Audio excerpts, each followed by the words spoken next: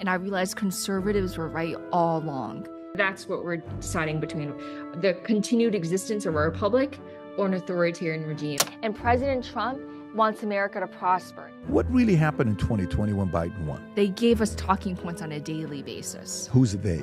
The campaign, the White House, we were sent talking points. And I'm gonna catch so much flack, but I'm here to be honest. I do have one picture that looks kind of weird. Of you and him? Yeah. Oh my God, I'm about to make news, aren't I? Someone told me that he's having an affair with his wife, who's basically become a national hero. Who did you learn that has the most power behind closed doors that everybody fears, that no one knows about? There were 3 of them. They were essentially the president behind the scenes, and Biden was just the facade. Like, what could they do? They could do anything. What's anything? Run the world.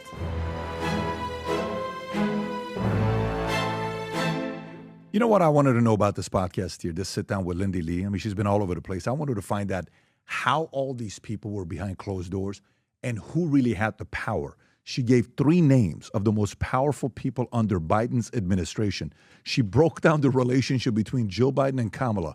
Unbelievable. She spent time around Kamala, Hillary, every one of them, Obama, Clooney. We covered so many different things and how the whole thing came about. I said, what happened behind closed doors when the President Trump had the assassination attempt? What was the reaction like on the DNC side? What did people say? Were some people celebrating? A lot was covered. You'll be blown away by this sit down with her. And I asked right off the bat the question a lot of people want to know. Is she straight up? Is she real? Is she that? Is she this? And right in the first 2 minutes, you're going to hear that question being asked. And for some of you, whether you agree with her or you don't agree with her, guess what? She's also on Connect. So you can go to Connect. QR code is probably going to be right here. Ask her any questions you got as well on Connect. Enjoy this interview with Lindy Lee. 30 seconds. Did you ever think you would make it? I feel I'm supposed to taste sweet victory. I know this life meant for me. Adam, what's your point? The future looks bright. My handshake is better than anything I ever saw. It's right here. You are a one of one. My son's right about I don't think I've Look what ever I said this become. before. I'm the one. Okay, so we got a special guest here today. Let me tell you who we have. We have Lindy Lee. If you watch television after election, you will recognize the face because she was all over the place. I think the first time I saw it was on a Chris Cuomo. When Chris Cuomo had her on, it's like, hey, here's what's going on. Democratic donor, turns, flips, all this stuff. And next thing you know, she's all over the place on the conservative outlets. Everybody's putting her on. She's coming back and forth telling stories, different podcasts, different shows. And then we've been talking. Eventually, we said, let's sit down and have a conversation together. To give the exact title was Mid-Atlantic Regional Chair at the DNC, and now a conservative. And she's got a lot of enemies. And I got some questions I want to ask her, and she's straight up open to any questions. So having said that, it's great to have you on a podcast. Pat, it's so good to be here. Yes. Honestly, you are a superstar. Thank you. How are you handling all these shots you're taking? People are coming after you left and right. It's actually, I was just texting somebody in the middle of the night a few hours ago, and I'm saying something, after my Sean Ryan interview, something cracked. I'm no longer the same person I was before that interview. Mm-hmm. The amount of hate and the amount of venom in that hate has altered me, I think. Hopefully not permanently, but there's just something just snapped. It's just, and what did I do? Let's think about what actually happened. I told the truth, right? That's really what happened. And there are people who are pissed off that I jumped the line, so to speak, that I'm getting media attention. On the left, they're so angry that I told the truth because they don't want to be held accountable for the billions that they set on fire. They don't want to be held accountable for the conspiracy around Biden's cognitive decline. So in the last week, I'll just tell you in the last week what happened. When I'm doing an interview, I'll ask peers, what do you think? What do you think? What do you think? And these are the different responses I got from people, just so you know that. One response was, she's my favorite. I love her. She exposed everybody. You have to talk to her. She's amazing. Let her talk. Let her tell all the dirt, the stuff that the DNC has done, et cetera, et cetera. Great. And by the way, that was a lot of people that were on that side. I'm at a Goldman Sachs event 2 days ago in Miami, and one of the vice chairs is giving a talk to a small group of 40, 50 people. One of the investors that's their client that's there comes up to me, watches a podcast. He says, let me tell you about this. What do you think about this Lindy Lee girl? And he's telling me this. I'm like, what do you think about her? So I'm curious. I'm getting ready. I think she's a plant. I think she's a grifter. I think she's a this. I said, Plant really? from where? Well, he's telling me this. And this is a guy that's a $500 million guy. He's a money guy. Oh, so I wow. said, so let me ask you, who did you vote for? I voted for Trump. Really? So would you consider yourself a rhino? Were you a Nikki Haley? I can't stand Nikki Haley. Really? And you don't like Lindy? I don't like Lindy. Very interesting. So you're not with it? No, you're not. All right. So then I'm sitting there myself. I'm saying, the tweets from you, right, in the past. You've seen these tweets that were in the past. I mean, this the is just... rapist thug on, let's just talk about it. Right, just in the last 4 years. I'll give you some of these things you said, right? 2020, February 26, Joe Biden has the biggest heart of any of the candidates. He also doesn't raise our blood pressure or alienate 70% of the party, rest of America. That's 4 years ago, 5 years ago. Then there's another one. Happy National Joe Day. I took this in SF last year. Every time we meet, Biden is kind and compassionate. That's that one. Great, no problem. You're saying nice things about Biden. Another one here is, I was with President Biden a few minutes after the debate tonight. Here we are at the watch party. He was amazing and kind, as he always is, remembering tiny details about me and my family. I don't care what the pundits say about this great man. I will always be Team Biden. That's June of 2024, say 9 months ago. Then there's another one here, July 21st. I fully endorse Kamala Harris for president. She is a fierce champion for everything we hold dear, including our cherished democracy, productive reproductive rights, et cetera, et cetera. Another one. To the haters out there, underestimate the Vice President Kamala Harris at your peril. She is a tremendous force for good. Another one. Nikki Haley is just jealous because Kamala Harris is more powerful and closer at the presidency than she'll ever be. I mean, I can go on and on and on and read all this stuff, right? I will tell you, I think it's very important that you're talking about it, but I wrote 2 other things down that maybe caused you to want to leave. And I'd be curious to know, any one of these, I'd love for you to just get into it so the audience knows, and then we can get into all the questions. Did someone offend you? Did somebody try to bully you? Did something happen at the end with just the camel? It was like, I am absolutely done with this bullying, with this threat, with all this bullshit. I'm out of here. I'm going to tell all your BS because you guys didn't keep your commitment. You guys didn't play the game and you left. What was it for you to make this dramatic of a change within a few days? First of all, it was a few months. I know this is not what I anticipated at all. And thank you for, you're always extremely fair to your guests. So I know that I have critics out there, and I'm happy to address all of their questions and concerns. It wasn't just bullying. Bullying I can take. I've been hated on and screamed at and spit upon all my life, and I'm sure you have too. You know what it's like. It's just part of the cost of doing business. For sure. Bullying is one thing.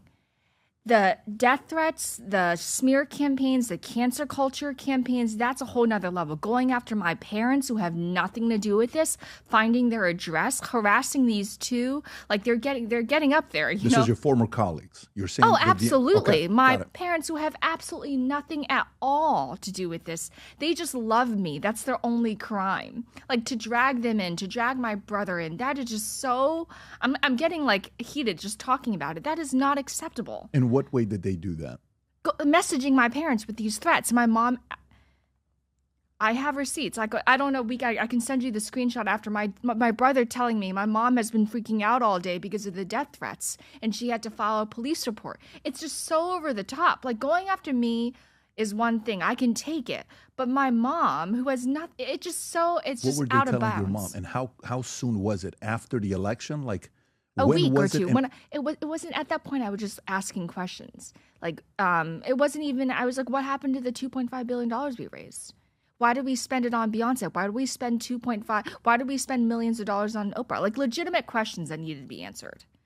But the amount of hate I got for that was just overwhelming. And the final straw, the moment that I knew that I needed to leave, was actually around Christmas Eve, when the chair of the party, he's the biggest clown that the Democratic Party has ever, like, honestly, in recent history, I can't think of a more incompetent boob than this man. And if you just look at him, it's pretty bad to be an incompetent boob. That's not good. DNC Chair Rob, can you pull up which one are you talking about? Jamie Harrison. Okay, I got you. And Tell me why. Tell me why. You can go on his timeline. Just look at his tweets from yesterday. They're all about me. If he had spent more time attacking Republicans or actually running a campaign, we wouldn't. And if he had spent half the time he did attacking me on attacking Republicans, they wouldn't be in this situation. Do you see it? He's calling me a narcissist. He's showing my private communications. This guy is obsessed. What's he showing, Rob? Can we see it? Lindy Lee, you're a narcissist, and the only question you raised to me were those asking how you could get another picture with the VP or how you could get into the reverse seating areas of rallies, grifters, going to grift. You are a fraud, but the next time you want to check me on Newsmax, make sure you share some of the notes you sent. You know what set him off? I said that he engaged in a conspiracy to hide Biden's cognitive decline. Instead of engaging with me on the content and substance of my criticisms, he's doing this childish 5-year-old shit. Like, honestly, grow up. Are you a toddler? And for the past couple months, he's been tweeting GIFs at me of like raging dumpster fires instead of answering the basic question. Why did we squander the hard-earned money of the American people? We had a duty of care to them, a trust. If people are giving money to the Democratic Party, we needed to be good stewards of those funds, not blowing it on 5-star hotels for ourselves or fancy dinners or whatever, which is what he did. And the fact that he chose not to run for re-election tells you everything, that no one has confidence. And I'm still in touch with Democratic donors at that level. You know, the uniparty stuff, there's a certain element of truth to that. I still am friends with a lot of Democratic donors. All of them think so little of this guy. He failed upwards. He lost bitterly to Lindsey Graham and then got his job as DNC chair because he was friends with James Clyburn. But I don't even want to waste oxygen talking about him. But he is just an emblem of what is wrong with this Democratic Party. They don't want to answer substantive questions. They go for these personal attacks. But what happened, though? What I want to know is, you know, you hear stories. You know, Reagan used to be a Democrat. He left the party, and he went and became a Republican. And you read the story. Something happened. You know, you see, normally it's the other way around, the left leaving to the right. I mean, we saw Bobby leaving. I don't know if he's a Republican, but he's working with Trump. Tulsi leaving, you know, independent and probably Republican, and she's over here, right? You see some of the people from the left. But what did they do to you behind closed doors? When you're asking, and who are you in direct contact with? Like, who is calling you out? Who is saying things to you?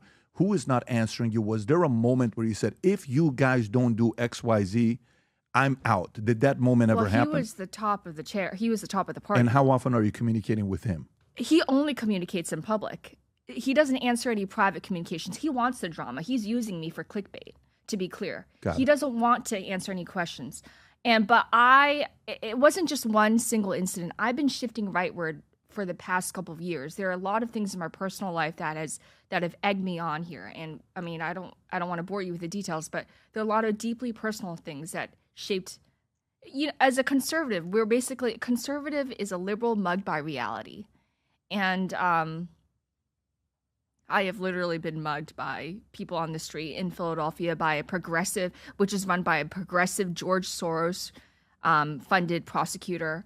This is very personal, but it's true, and people might not recognize the impact of it. I was on birth control for 5 years. I was told to get on it by a liberal doctor who basically marketed it as something that would solve. I have health issues. I didn't go on it for licentious behavior or anything like that. It was supposed to help with something. But it completely altered my mind almost.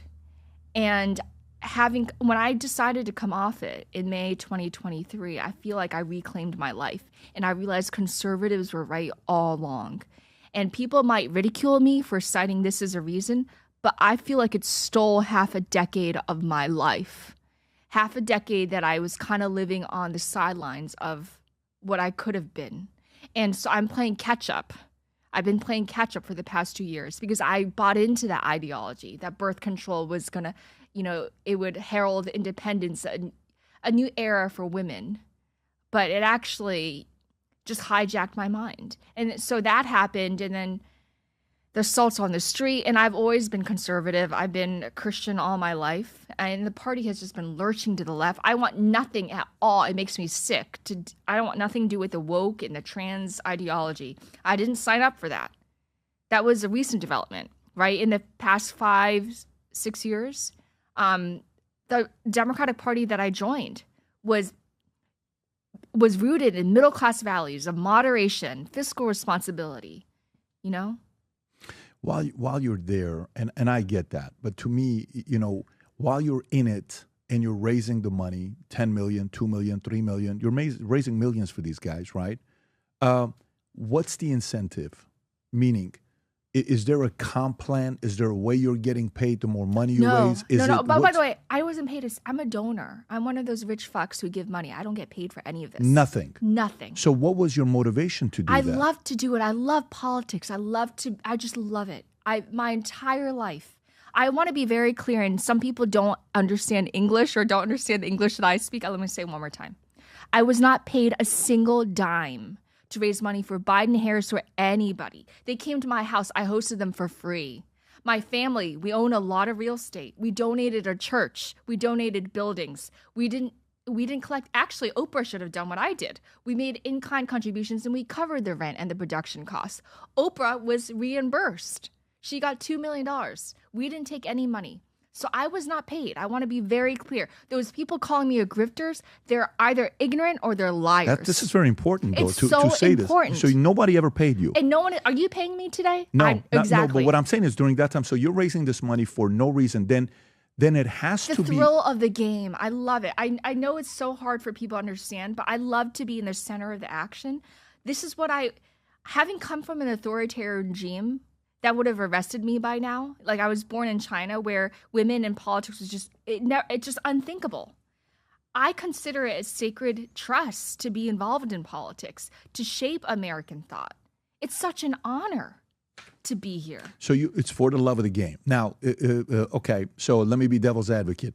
Is it getting into parties? Is it getting you into meetings that maybe you wouldn't have gotten if you wouldn't have given that money? Is it getting you to meet people that's kind of cool? But that's not all of it. It's also just, I loved, shaping as an influencer, as, someone who worked so hard. I'm a commissioner of Pennsylvania, by the way. I was appointed by the governor to, have an impact on my communities, on my state, on my Commonwealth. That's amazing.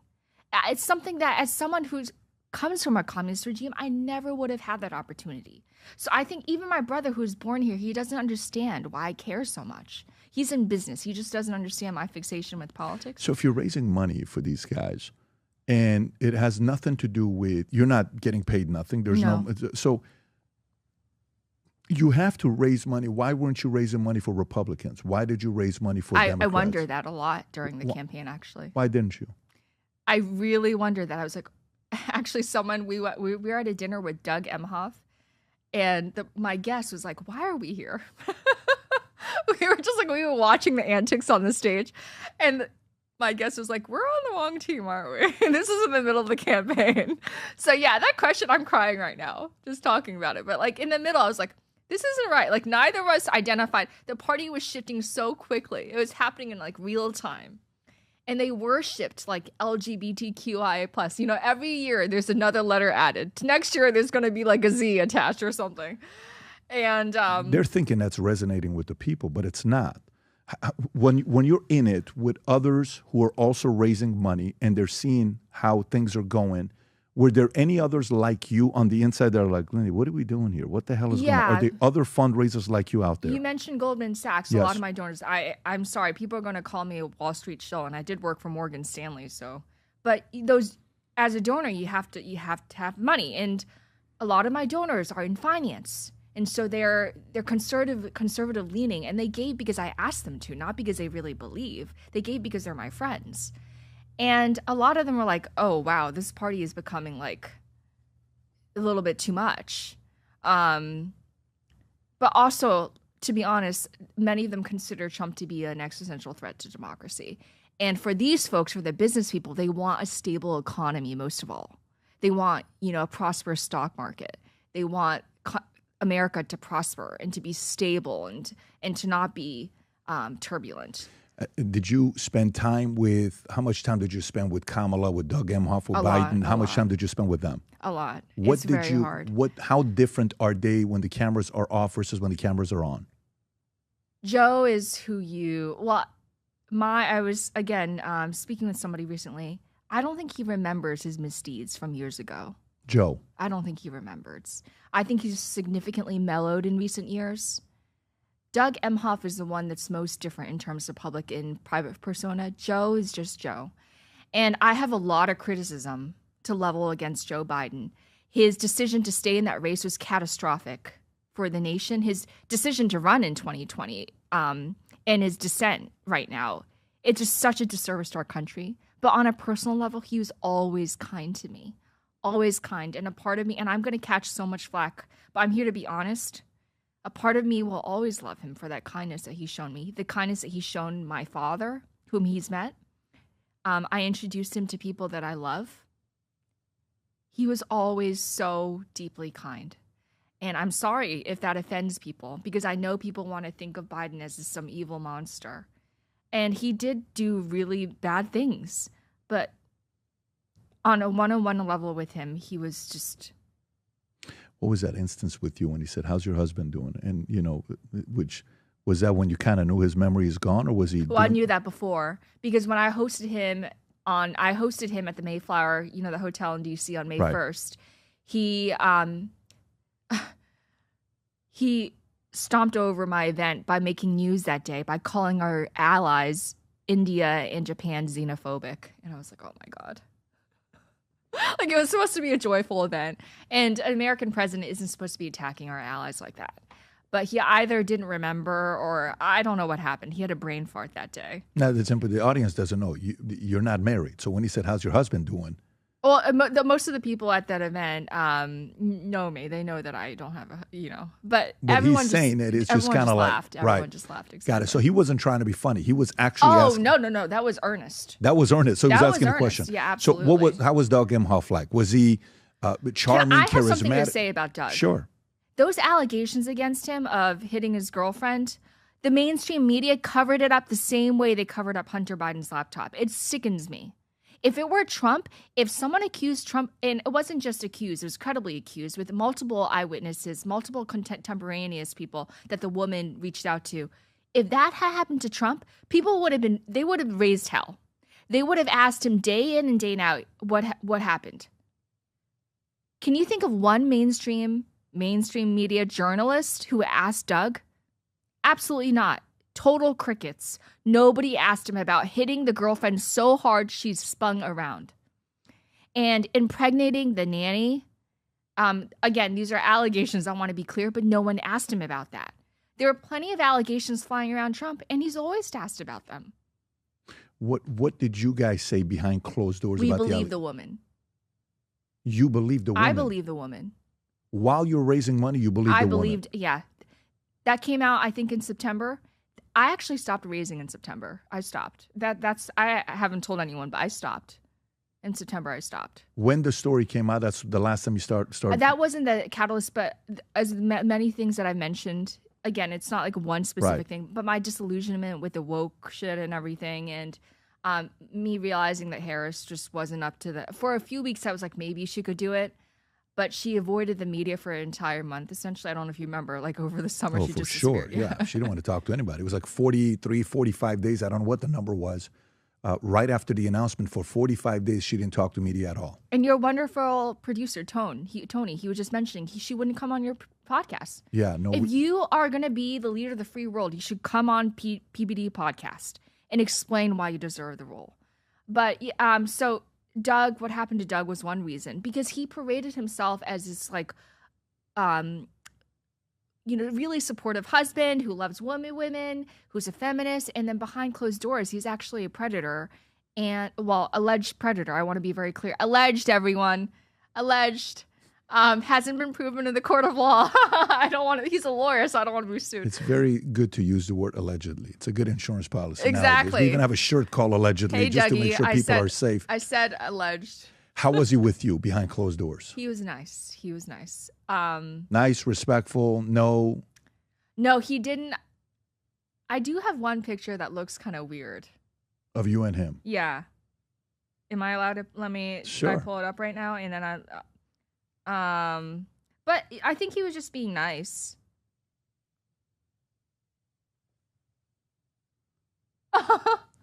That's Yeah, the that's the one. How did you know? Rob is good. Leave it to Rob to find it. Okay, that was an ill-fitting dress, so Okay. it wasn't entirely his fault. But So Rob, if you look at his hands, to be fair, he's worried to put his hands behind Exactly, the back. So he's exactly. playing it. he's playing it He's safe. been trained well. By the way, that is the dinner. I told you there was a dinner where my guests and I are like, "What the hell are we doing here?" That was the dinner. What month is that? Is that was September? in 2023. That's in That- 2023. That was in Arizona. And so Ruben Gallego was there, and then Gabby Giffords. Oh, if you want to know something about Gabby Giffords, we're going off on tangents, but you know who's married to her? Mark Kelly, Senator Mark Kelly. Arizona. Someone who would know, he markets himself as this man who really loves his wife. Oh my God, I'm about to make news, aren't I? Someone who would know. Someone told me that he's having an affair with his wife, who's basically become a national hero for being shot. And he is, he portrays himself as this like superhero. Again, alleged, but this is someone, and I can tell you off air, who told me this is someone who would definitely know. And it just sickens me, how the Democratic Party is filled with these people who pretend to be family guys, and they're just not. Who was the biggest turnoff while you're in there, while you're around these guys? You're raising money for them. You're like, man, I want to help these guys Well, out. I mean, other than the DNC chair, who's a total clown. I mean, we already talked about we him, already right? talked Other about than who, him. who was the biggest turnoff? Who was rude? Who was disrespectful? Who was fake? Pete who was Buttigieg. two-faced? Who? Pete Buttigieg. Really? Why? Because he believes his own press releases and thinks he's hot shit. He thinks he's amazing. And his team is just so rude. So rude.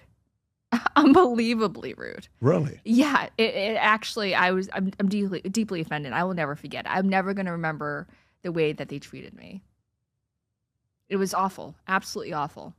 And when I was sitting, I was given front row seats at the DNC. There were people who actually tried to remove me. And I was like, Rosa Parking that shit. I was like, I'm not leaving. I'm just not, I earned this. I earned my right to sit here. And they literally tried to remove me from my seats. You can see photos of me in the front row. I just refused to budge. And why were they trying to remove you? Just to remove you and put it with another donor? Exactly. Huh. How much time did you spend with him? With Pete? With Pete? I spent the least amount of time with him, and after my brief interactions with him, I didn't want to. How much time did you spend with Kamala? A lot. How was she with you? I co-hosted many for fundraisers. She was, to be honest, she was a sweetheart. She was a sweetheart. Yeah. And did you? One time, actually, somebody accidentally broke my rib. I know it's a crazy story. I have like early onset osteoporosis. I told you I have some health issues. Someone broke my rib when he hugged me. And the next day, Kamala invited me to I went to her Christmas party, and she hugged me and my broken rib. And I didn't want to tell her the backstory, but oh my God, like that really hurts. But she hugged me out of love. And that was the funniest story. It's something I'm going to remember. Like when the vice president hugs her broken rib. She was a sweetheart, yeah. But that doesn't erase the fact that she was no way qualified to be president of the United States. Like a lot of people are sweethearts, right? Why do you think she wasn't qualified? You don't think I have my opinion, but I want to know yours because again, the difference between me and you is you were in there. You saw the thing. I didn't know right away. It Okay. took me a while to realize. When was it when you said? Because I was so deep in the cult that I gave everyone the benefit of the doubt. Like I really wanted to believe that Joe is a good guy and he wanted the best for our country. I really wanted to believe that Kamala wasn't being treated fairly in the press. But when she was, for the first couple of weeks, I was like, okay, maybe she's got it. Maybe we should give her a chance. And you read some of my tweets where I was extremely enthusiastic. You have to remember that I was a member of the leadership team. I was a member of the National Finance Committee. It was my job to say those things, to be a team player. Okay, I want to make sure that people understand. I wasn't just spewing propaganda just because I had nothing better to do. They gave us talking points on a daily basis. Who's they? The campaign, the White House, we were sent talking points. Through what format? Through email. But from the Office of Digital Strategy, we would get emails from them. And what would the email look like? What would it say? It would be like, hey team, here are the talking points that we're going to discuss today. Oh, and something I should mention, every single time someone dared to question Biden's mental fitness, we were basically told to attack the person. For example, Robert Hur, remember him? The special counsel who's called Biden elderly Yes, man absolutely. with a I poor, do. well-meaning Yes. elderly man with a poor memory. I mean, he was very respectful about He it, the was way so he delivered the respectful. message. I thought he was very And respectful. actually, I was kind of taken back by the racist attacks the Democrats started launching against him. This party of diversity started lobbying, racial animus towards this guy. And I should have learned from that they would do the same thing to me. I should have, but I mean, I should have. Now looking back, 2020 is hindsight. But so when something like that would happen, when someone dared to question his fitness, we were told to attack that person personally, to undermine his credibility, to assassinate their character. This is an email telling you how to do it, or is that on conference calls or Zooms? If was something bad like that, would be on a conference call or a Zoom where there wouldn't be a paper trail. But we had very frequent conference calls. What would they say? They would say, this person said this. This person has no credibility. Just go after him. And we knew exactly what to do. Like they didn't even, it was very mob-like. It was like very Tony Soprano. And then we were told to go after people like Merrick Garland for slow walking the prosecution. Garland, out of all people? Yeah. Really? Yeah, To go because after a him? lot of libs think that he took his time. Oh, wow. Yeah. That is so. There's a huge contingent. That is so Yeah. strange to go Because after I know him. a lot of conservatives hate him too. Like, Oh, yeah. exactly. It's interesting. Who did you learn that has the most power behind closed doors that everybody fears, that no one knows about? Who had the most power? There were three of them. Steve Rochelle, other than Jill Biden, that was a given, right? Jill Biden, the wife, she has tremendous power. Really? Yeah, she was a president essentially for the past 4 years. Without a doubt. Without a doubt. I'm actually convinced that if it weren't for Jill, Biden would have not run for re-election. Jill and Hunter were the two people who kept him in the race because he was worried about his son's freedom, his only remaining son. And Jill didn't want to relinquish power. She was Lady McBiden, as they say. But the three people who had the most power, other than Jill, who's the obvious person, Steve Ricchetti, Mike Donnelly, and Anita Dunn, the senior advisors. I was most close with Anita, who's actually very nice to me. And what gives them the kind of power they say they have? Like, what could they do? They could do anything. What's anything? Run the world.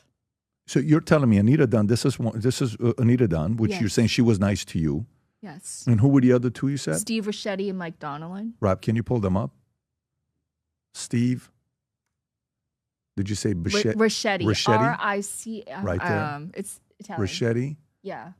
Political last served as counselor to the president Biden, who was also chairman of Joe Biden 2020. Ricchetti previously served as chief of staff to Biden during the Obama administration, deputy chief of operations under Clinton. In between stints in Democratic administration, Ricchetti worked as a lobbyist. And who was the last one you said? Mike Donnelly. And what's significant about Donnelly is that he was the one feeding Biden the fake poll numbers, saying that he could still beat Trump after the debate. Him right here. Him right there. And you know what these people have in common? Well, less so with Anita. Anita is kind of an Obama veteran. Donnelly and Ricchetti, the reason why they reached that pinnacle of power is because they're longtime friends with Biden. They're not super smart geniuses or anything like that. Their major credential is decades-long loyalty. In 1988, when Biden had to drop out because of plagiarism, Donnelly was with him. So they go way back before I was even alive.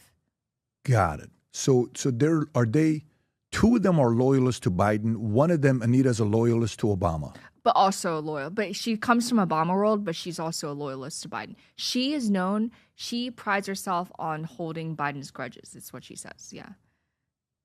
So Biden, he's mellowed out in his years. But Anita, she's a fighter. She was the person who came up with Dark Brandon. Remember that meme? Mm-hmm. Yeah. So grudges, who were some of the people that Anita protected the grudges from? Like if you're saying he was about grudges, who were some of the grudges with? It has to be with the party, with certain people within the exactly, party. like people who dare to undermine Biden. Like, for example, Joe Manchin, who wouldn't pass this legislation. Kamala Harris, they hated her. Pre her running? Oh, while she was VP? absolutely. Do you remember in the first couple years of the term, her office is constantly undergoing turmoil? Right. It was just, there was so much drama. People were leaving in droves. There was so much turnover. Anita Dunn and crew, they didn't think highly of Harris. She couldn't run her own office. And Ron Klain, who was the chief of staff at the time, he was replaced by Jeff Zients. He had to come in, exert control over the situation. So far, Manchin, Kamala. By the way, did Biden and Jill choose Kamala as the VP? Jill hates Kamala Harris. Always. Hates her. Recently or always? Viciously. Why? Always, because of the debate on, if I remember correctly, it was June 28th, 2019. I remember when that. the bus thing. I remember that. Exactly. Can you pull that up, Rob, if you're talking about the bus thing? Yeah. And the bus thing, I was with Biden the next day in San Francisco at a fundraiser, and he was shook. No one expected that to happen. And Jill was one of the people who opposed Biden picking Kamala for VP. But he kind of tied himself in knots when he promised to pick a black woman. He left himself with a few options, So was Kamala chosen as the VP because Biden had to choose it based on what Trump said, based on what Obama said, or he wanted her because she was polling well, and let me choose her as a VP instead of other guys? If by polling well you mean 1%, then well, at one point she got up to 17. I think at one point she was at 14%. And then dropped 1% and never recovered. So she didn't then even why make it to Iowa. So then why would you choose her as a VP? 2 words. James Clyburn, who saved his ass in South Carolina. So many things can be attributed to this guy. Because if it weren't for James Clyburn, we never would have had the Biden presidency. Why is that? Because he came in 5th in New Hampshire and lost Iowa terribly. I remember that. And the only reason why he won South Carolina in such dramatic fashion was because James Clyburn, who's so widely loved in the state, endorsed him. So if James Clyburn doesn't endorse him, he doesn't win South Carolina, he's done. Who would have been a replacement? They were scared it would have been Sanders. Do you remember that? All the moderates For sure. coalesced Amy, together. Sanders, Amy Klobuchar, Pete, Warren. Exactly. Actually, Warren was, she's progressive. But all the moderates got together and endorsed Biden that night. I think it was in a joint rally in Houston or somewhere in Texas. And so Clyburn saved him. And with that came tremendous power. He got him to promise that the VP would be a black woman, that this next SCOTUS pick would be a black woman. So so he's that powerful? Clyburn is that powerful? He's very powerful. So, you know who got him to, this is a very important part that I don't want to forget. Biden endorsed Harris 30 minutes after he dropped out. Do you remember? I do. On July 21st. You know who told him to do that? Who's that? Oh, James Clyburn. But why does he owe the favor to him? Just because of him helping him out in South Carolina? Without James, there's no presidency. He would have been dead in the water. Do you remember? Everyone wrote him off for dead after New Hampshire. It was that bad. He was losing to Pete Buttigieg. So is James Clyburn a person that's close to, is he part of Obama's camp or he stands alone on his own? He's very much part of Biden's camp. So he's not an Obama guy. He is. They're all there's so much overlap, but he's very much a Biden loyalist. The reason why so we got the 3 names. Rob, if you can go back to all the 3 names, Anita being one of them, okay? You had Anita as one. Then we had Stephen Ricchetti. Then you had Michael Donnellan. When you say they could do anything, what were some of the things that they did that people feared? Because the question was, are they feared? My point is they were essentially the president behind the scenes, and Biden was just the facade. And that's why Mike would give the wrong polls just to make Joe think that he can win. He has a shot to keep running. So that Mike could continue in power. All of these people knew that this is a final gravy train, that they would never be hired by another. Can you imagine another Democratic candidate hiring these people? It just wouldn't happen. They are Biden creatures through and through. They realized that this was their last act. Wow. So what do they do now, though? What do they do now to make money? Are they lobbyists? Are they working for? I'm sure they're rich enough that they don't have to work again. Due to what? Because the job doesn't pay that well. Due to what? These are the same people who came up with Burisma and the fact that Biden pardoned his family on the last day, not just for the past year, but all the way back to 2014. These people, everyone that I just named, they're all part of Biden world. They're all the entire Biden world operation is influence peddling. I'm sure they're fine. Like James Biden was wrapped up in this failed hospital network business. They have businesses in Ukraine, China, all over the place. They're going to be fine. Well, I mean, something funny is the FBI agent that I was talking to at DOJ when they were dealing with the property that we bought, she was also suing Joe Biden's brother. Oh, for the hospital thing? Yeah, Oh, linked to wow. it. Very weird. I'm like, wait, what? I'm like looking her up. I'm like, she's suing? Who was this lady? Finally, we had many calls on it. Eventually, when the property was finally on auction, we were able to find a way to pick up the property. But, okay, so Jill Hunter, did you spend any time with Hunter? He was always in the row in front of me, and we exchanged like pleasantries, but we never had extensive conversations. It wasn't good optics for me to be seen with him. Like, even as a Democrat, I didn't want to be attached with him because he's just such a scumbag, with all due respect. Like, I don't want to be, like, I was always really disgusted by the fact that he was walking around like royalty.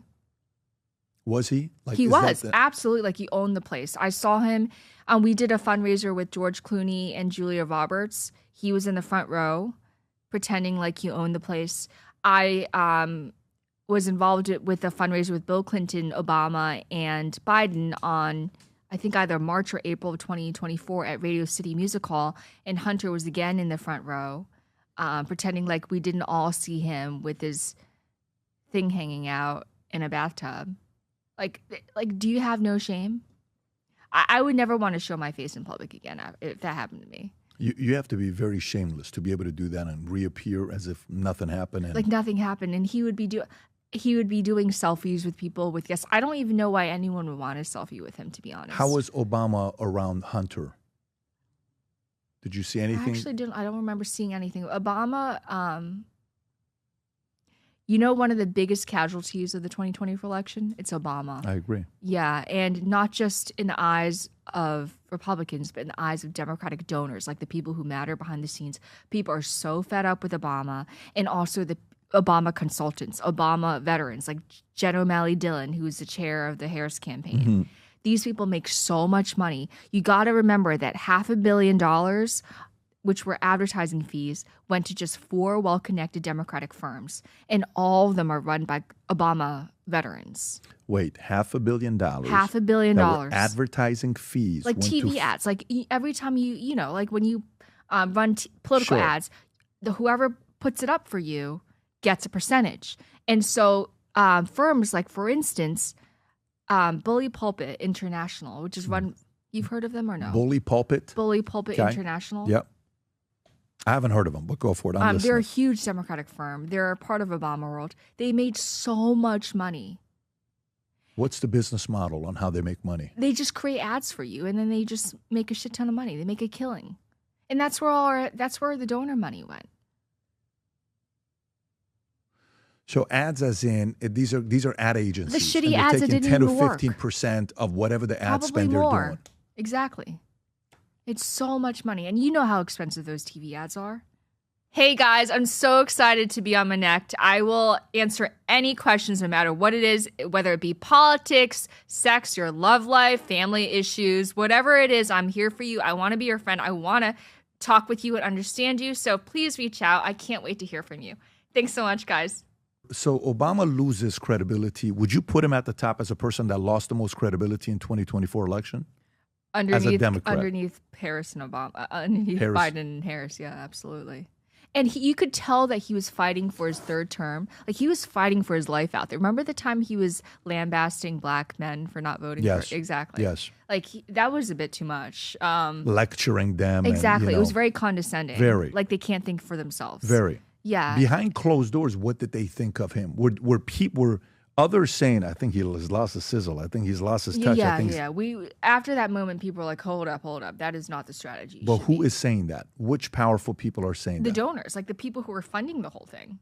They're saying, wow, so it had that big of an And impact when you can hear that he never said it again.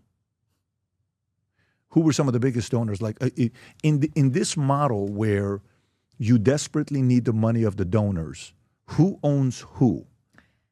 The person at the top of the food chain of the Biden-Harris donor food chain is a guy named Jeff Katzenberg. And if people remember, he's the guy behind DreamWorks Entertainment. Yeah, he's a player. Exactly. And people... I think he started Quibi, and he raised a bunch of money with Quibi, $2.3 billion, and it failed within 5 months, 6 months. It was an embarrassment. Didn't he do it with some governor? Yeah, Meg Whitman. Exactly. It was Meg Whitman and a few other people. Yeah. Right. And so the theory of the case is that he was so humiliated by that he wanted to rehabilitate his image by proving that he could play it with the big boys, you know, that he could, you know, be the kingmaker. And that's why he went so hard for Biden and Harris. And but you're saying as a donor, are you saying he said, I don't think Obama has it anymore?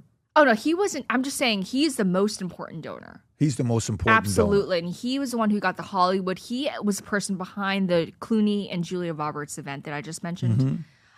I don't think he mentioned the Biden stuff, but I mean like donors that you wouldn't even recognize. Like it's not even worth mentioning, but who wield tremendous influence behind the scenes saying Obama shouldn't be attacking black men. Or for instance,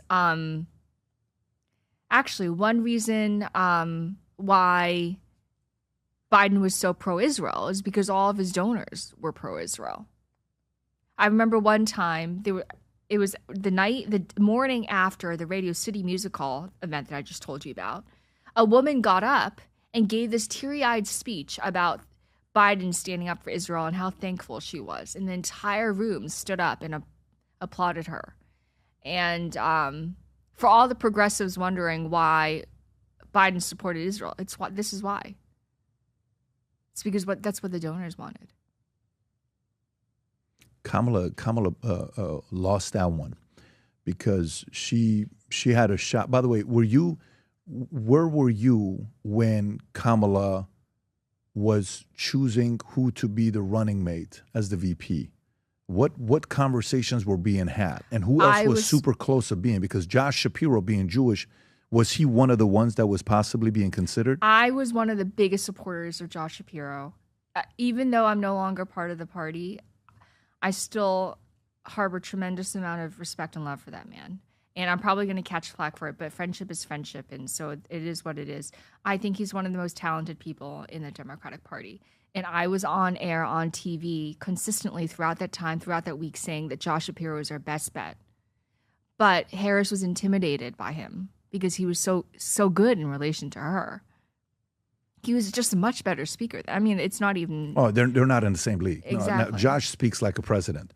Absolutely. So let me ask you, do you remember when the stories came out? Rob, what stories came out about him supporting a friend that killed somebody and, you know... the suicide thing? The suicide thing. Unfortunately, in the past week... Shooting 20 times in the back or stabbing 20 times in the back. Pat, in the past week, more news came out about that. Got it. And the only reason I'm bringing this up, because the timing of this being released was right... to destroy him. But you think Kamala would be involved in wanting to destroy her? No. It was the progressives, the people who hated Israel. Such as? The vicious online people who probably live in a garage. It was really that. It was an online mob. But no one in power wanted to, other than, it really came down to Andy Bashir, Mark Kelly, Josh Shapiro, and Tim Walz, which is such a dumb mistake. Like, Tim contributed... Who picked him? Did Kamala pick Tim? I don't think Kamala has that much power to pick Tim. Who picked him? She picked him. And, she picked him as a VP? And someone who had tremendous impact on the decision-making process was a guy named Tony West, who's a chief legal officer of Uber. And you know who Tony West is, other than that? Mm-mm. Her brother-in-law. Remember how in 2019 she had all her family members involved in everything went to shit? Mm-hmm. She learned nothing from it and did the same thing. Her family was, again, heavily involved in the 2024 campaign, and Tony West was deeply involved in the vetting process for VP. There was something with Tony West we talked about, Rob, on a podcast about a year ago. What was the link with Tony West behind closed doors? His wife or his connection, or what was the... His wife is the sister of Kamala Harris. But there was something there that with... I remember clearly us talking about Tony West about something. I don't know what it was, but he came up about... In a good or bad way? Not in a good way. I don't know what it was when the story came up.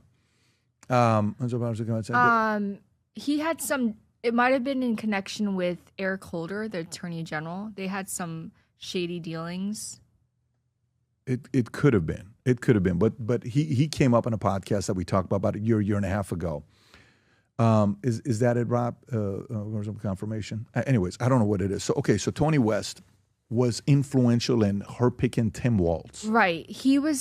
They thought that he would be the guy to do the least damage, but then he turned out to be a pathological liar, lying about how he was in Tiananmen when he was really in Nebraska. I mean, who makes that kind of lie? It's like, so it's not even like a... Oh, he was maybe the worst VP pick I've ever seen. I don't know what happened when this guy was picked. He pulled his son's arm the way he did at the one thing, and I don't know if you remember that one or not. There was a... But his son was like sobbing at the DNC too. Yeah, which was a but then little he too pulled much. him like, get your act together, and was like, whoa, Oh, okay, wow. cool. You've never seen that? It was a very, right there.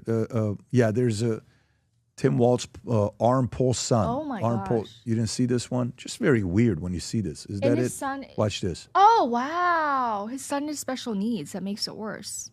You know his son has special needs. Yeah, I know. That's the moment where I'm like, dude, what was that? Oh, Look my at that. God. Yeah, that was.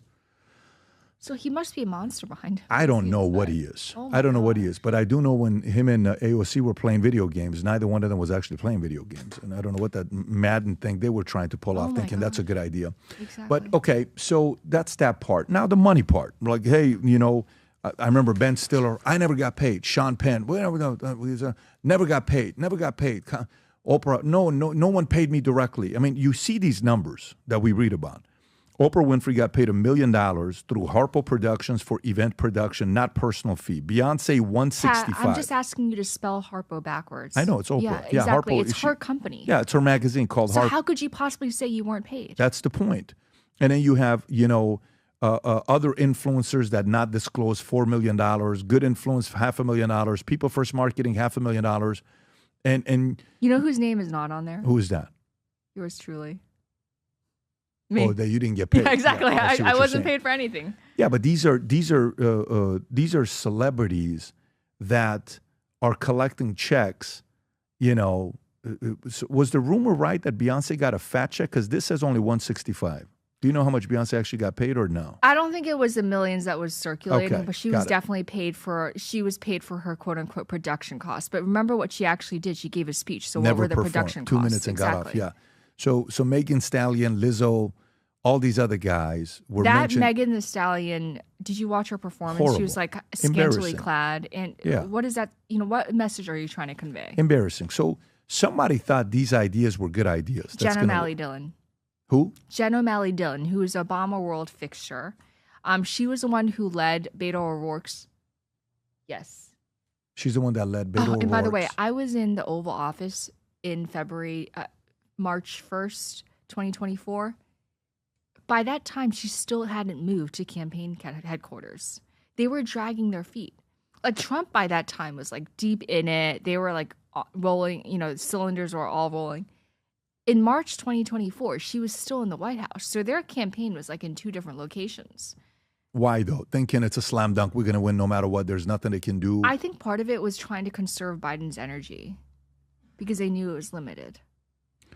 Well, that part makes sense. I mean, even in 2020, you barely saw what he was doing. He was fortunate in that regard. In 2020, he could hide in there. No one would ask questions. Very but- weird. Very weird. Yeah. And when you would see audiences show up, there were in many cases more staffers there than actually people wanting to see what he had to say. Pat, that is such an incisive comment because I was there on I believe it was May 19th, 2019, when he kicked off his campaign. It was in Philadelphia. I live there.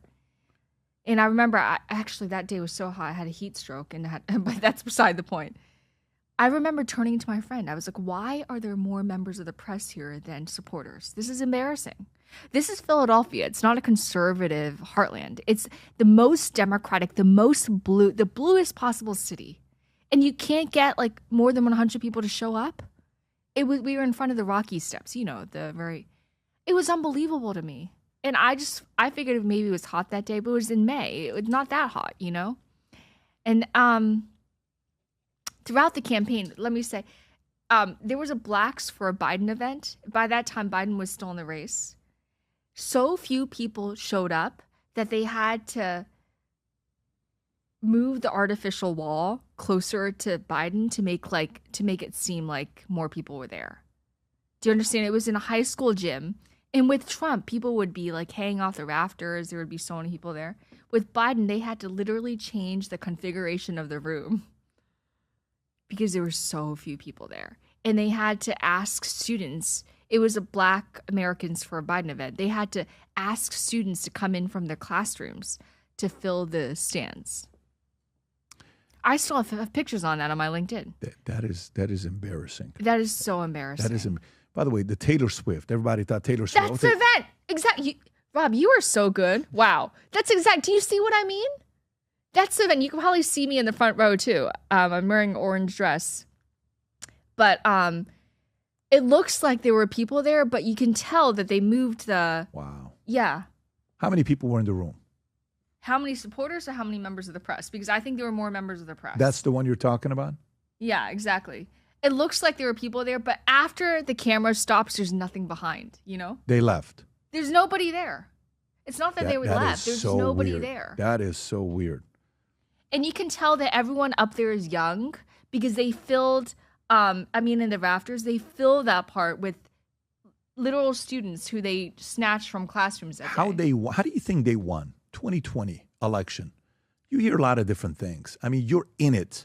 When they're talking, like I'm in Brazil last week, and there's this famous video of one of the judges walking past Alexandre de Moraes and says, hey, job promised, job done, something like that. And he taps him in the shoulder, okay? And Alexandre goes like this, like, good job. This is it. If you can fast forward to like 10 seconds, right there. You see right there. He's speaking. Guy walks up, one of the judges. Boom.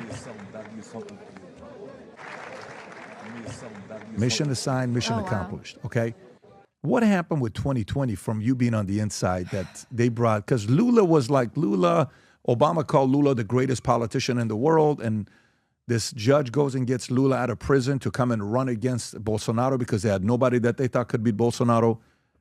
What really happened in 2020 when Biden won?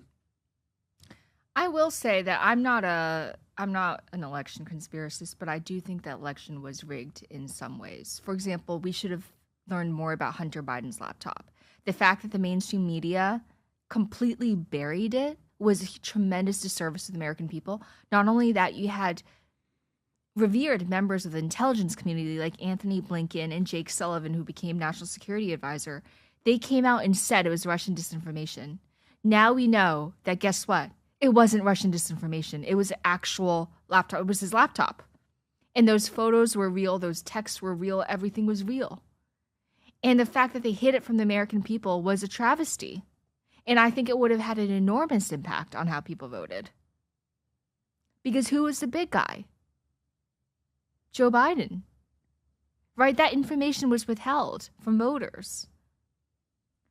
And also he benefited from the basement campaign.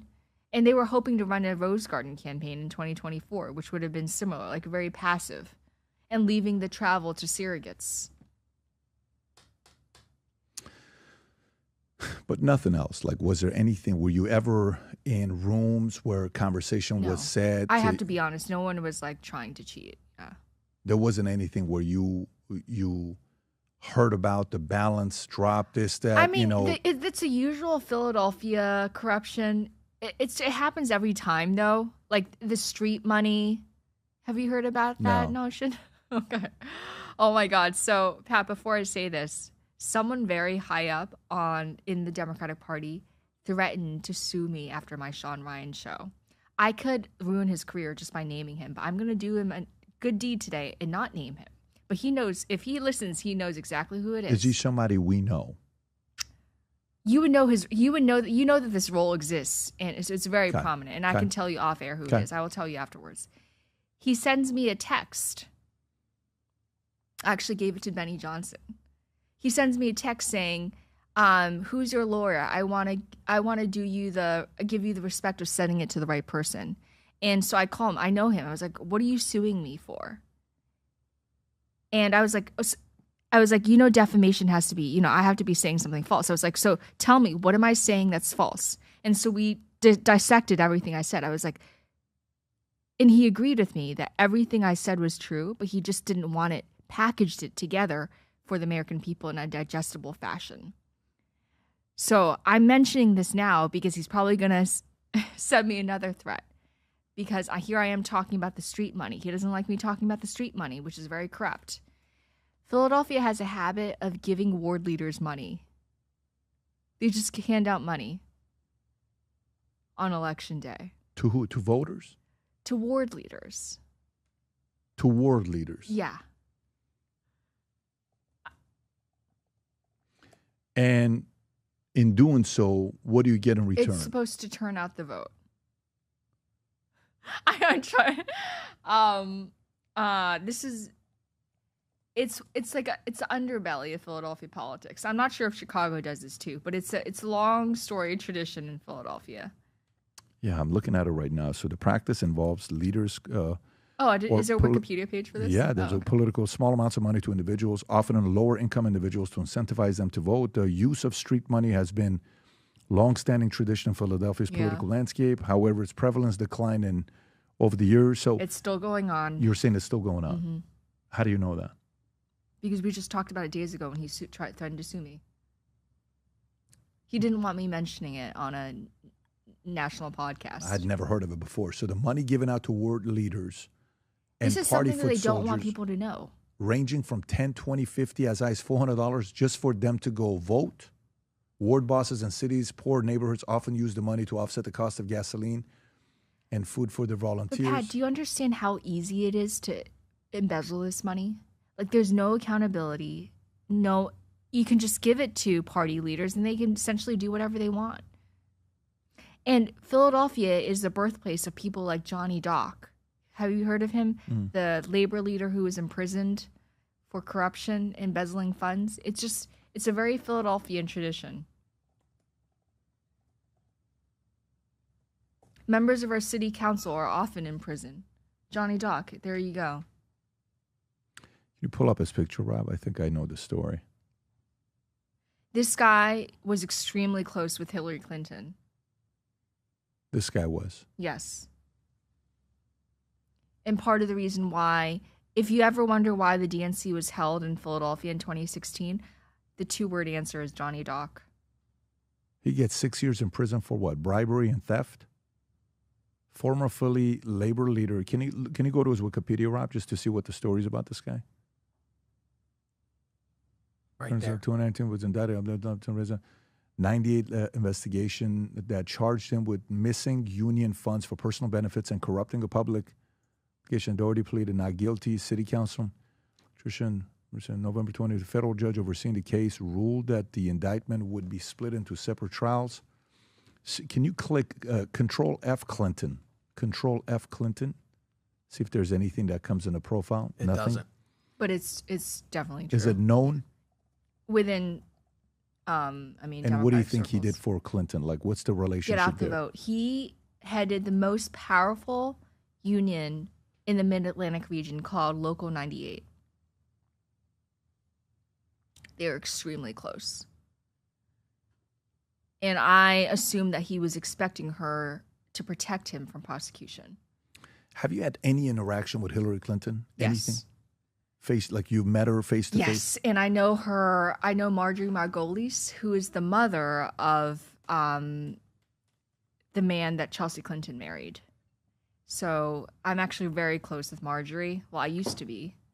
Her husband was arrested. I mean, these people. It's like one after another. ending up Marjorie's in husband jail. was arrested? Yes. What did he do? She is a former congresswoman, and he engaged in corrupt acts. His name is. Did you find him? I can't see that far. Marjorie Margolis yes. Mezvinsky. Yes, that's the guy who was arrested. What's the husband's name, Rob? Can you go to there's his husband, spouse, Mark. Edward. That's his son. That's What's her his son. It's Edward. Yeah. See where it says Edward? sorry. There you go. It's all good. So, representative and a felon, a Democrat who represented Iowa's 1st Congressional District. Representative who played himself. Graduated, but why was he a felon? In 2010, he became a father-in-law to Chelsea Clinton, the daughter of Hillary and Bill Clinton. Jewish immigrant, Russian Empire. Go a little bit lower to see what the felony charges were about. Criminal, was indicted and later pleaded guilty 31 out of 69 felony charges of bank fraud, mail fraud, and wire fraud. Mazinski had been working with an attorney at the time, funneling, embezzle, and fraudulent obtained money to West African conmen after falling victim to an online advance fee scam in the waning days of the Clinton presidency before the indictment was handed down. Mazinski's wife wrote personally to Clinton requesting a pardon for her husband. Clinton declined. Nearly $10 million was involved in the crimes. Shortly after indictment, he was diagnosed with bipolar disorder, but the judge has disallowed a mental illness defense.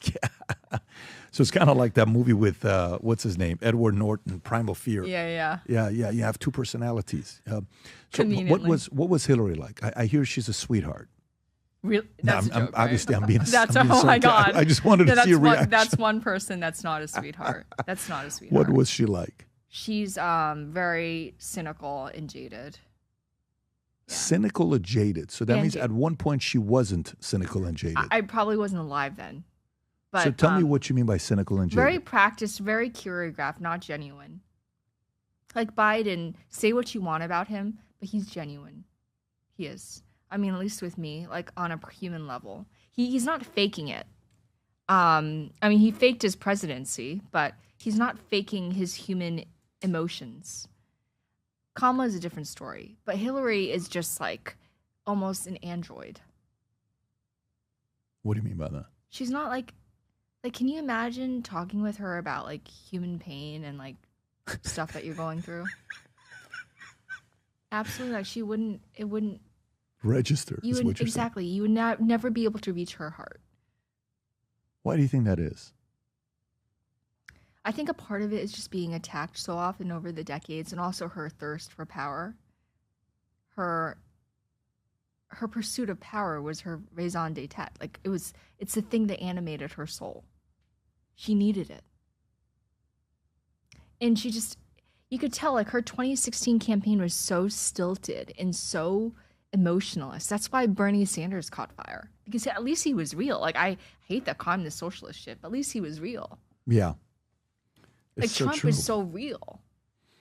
Yeah, I mean, if you think about it, Trump and Bernie, similar, straight up. They had very loyal fans, different ideologies. You could tell that they were real. Yeah, I agree. And how much time did you spend with Hillary? Less than I did with Biden. I was like a teen. I was like 20 when she was running. I was 25. When she was running, I was 25 years old. Got it. So was just leaving Morgan Stanley. I was the youngest woman to run for Congress.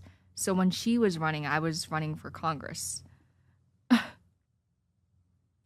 Yeah. I understand that people have to harden as a result of pain. So I can't blame her entirely for that, you know? Because even in the past couple of weeks, as I mentioned, I'm a changed person. I'm no longer the person that walked into Sean Ryan's studio. The hate campaign and like allegations, the completely false allegations against me, have skewered my soul. I've been on my bedroom floor, just crying. And this is not me. I want to be clear. This is not me playing the victim. This is just vocalizing what happened to me and explaining my journey. I don't need anyone's sympathy. I'm a strong chick. I got this. But I'm telling you that pain changes you. It's like walking through a refiner's fire.